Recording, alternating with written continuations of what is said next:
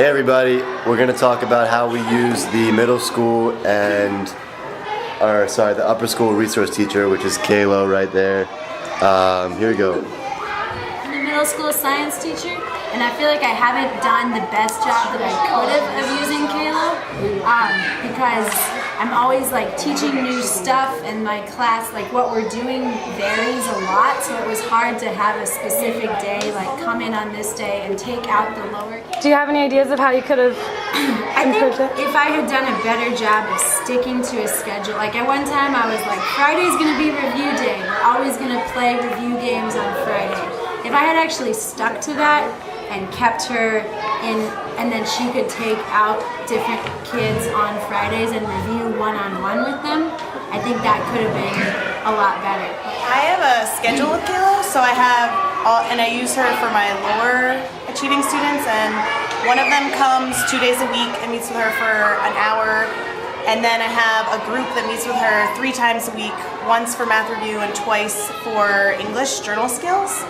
And it just really depends on the dynamic of your own class, but for the one student it really works well having an individual time, and then for that group it's been dynamite having them all work together, so she can cater to your needs. She's awesome.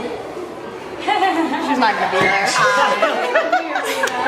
I use KDL in my guided reading groups once a week. We have a schedule. She comes on Wednesdays and works with one group of kids and their specific novel, just reading with them, finding vocabulary words and making summaries. It's awesome. The way that I use Kayla has changed so much. That is my current schedule. At first, to me, Kayla was just a running partner. I didn't use her at all because I didn't think I needed to. But then I realized she was more than a runner. She was very smart and very great at math. So I figured as a math teacher I should use her. I used her in 2 very extreme cases. One with a girl named Jocelyn who was way over prepared for her classwork, so Kayla worked with her and actually did that back there, an extra project about exponents and logarithms during class time on Tuesdays and Thursdays. And I used her with a very low student, Gracie, who was very hard for me to work with personally. So Kayla would take her out and she'd kind of have some time out of class to catch up and get some one-on-one attention, which she really needed. Now, I use her mostly with my 9th grade, which is very half and half, and she works with the higher part of the classes, on days doing special geometry work, and I work with kids who are still catching up on concepts we've been doing for what I feel has been too long. That's that.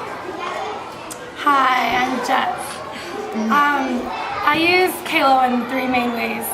The first way is she does after-school tutoring with my absolute lowest kid in English. He was a new student this year, and he basically came in not speaking English, and she started tutoring him one-on-one 3 days a week, an hour after school, and he's improved so much this year.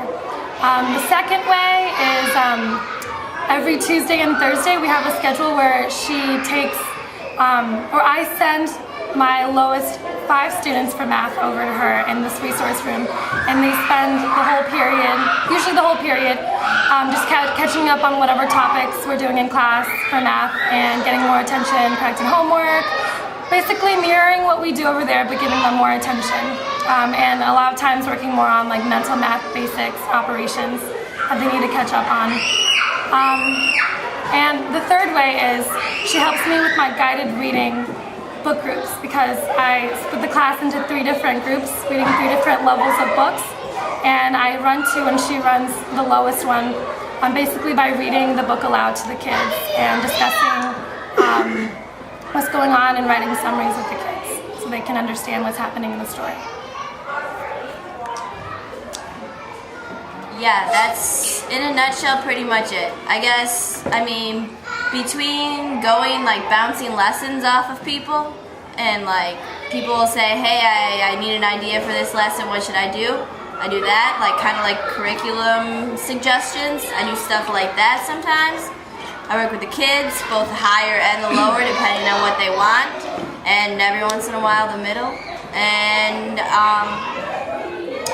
then, yeah, anything else in between. I guess there's like a lot of odds and ends. Like this is the general schedule, but you really never know what happens during the day. So it's a pretty unpredictable position, but there's a lot of creative ways you could use me if you think about it. So I guess beginning of the year it'll be sort of weird, but just keep the resource teacher in mind, like as you start developing your teaching style and organizing like the way your class will be taught, because if you keep me in mind, it can usually make your life easier and hopefully your kids' lives better. So I have something to say. Oh, sorry. Just on that note, and Brian said it too, talking about change and how, like at the beginning of the year, I used Kayla different almost every time she came in, which probably was annoying to her, but it was a necessary process. And then we would just talk about it and like, how could we make this better? And basically after Christmas we had it down, but it took a while to figure it out. And I don't know if you want to film Jocelyn's project. Oh, did we? Calm down. That's gonna be so good. It's still on. The library and a lot of the other resources have been a bit of a struggle here at SJBS. And this year, Mr. David and I, Miss Rebecca, decided that the library was going to be our big focus. At the beginning of the year, it was a mess. So we started little by little. Organically, it became what the library is now. As someone that's been working in the library this year and who will continue to work in our library, Mr. Oscar. He's an older brother of some of the students here, and he's doing a great job. He knows a lot about the library. He's learning even more. He can help you find books for any topic that you are teaching. He's also a great integral part of keeping the library the way it is, which is very important. We are very strict on the rules. If anybody even thinks about breaking a rule, they're out. They're strict. Even the teachers don't break them. We don't bring water bottles in. We don't eat in here. Nothing. Absolutely nothing. We have here on our media center the expectations for teachers. Again, English and Spanish, so everybody knows, no confusion. Talks about what a teacher needs to do when they come in by themselves, or more importantly, when they bring a class in. The things they need to do before they leave the library. We have here our library schedule. We have all of the magnetic ones are for permanent selections. So 4th grade always comes in at that period. We also have the dry erase marker to things that you want to do week by week. Book return basket is where all of the books go. Kids absolutely never, never, never put books back on the shelves. And even most teachers don't. All the books come here. Oscar comes in, puts them back. Each individual book has a label to talk about where it goes. We have the AC. It's wonderful, it's beautiful. People love to be in here because it's not so hot. There are some important rules about it though. Little controls over there. It needs to always stay on the same function that it's at. Have any questions? Ask Oscar. If you are the last one to leave the library at the end of the day, AC off. And over there, we have our beautiful fan. You need to unplug it. Very Honduran down here at the bottom. There's the plug. Unplug it, turn the AC off, turn the lights off, shut and lock the door. Please keep the door shut, very important. AC is expensive, it's hot in here. We want to keep it shut so it doesn't get more expensive. Another very important thing, children are never, ever, ever allowed in here by themselves.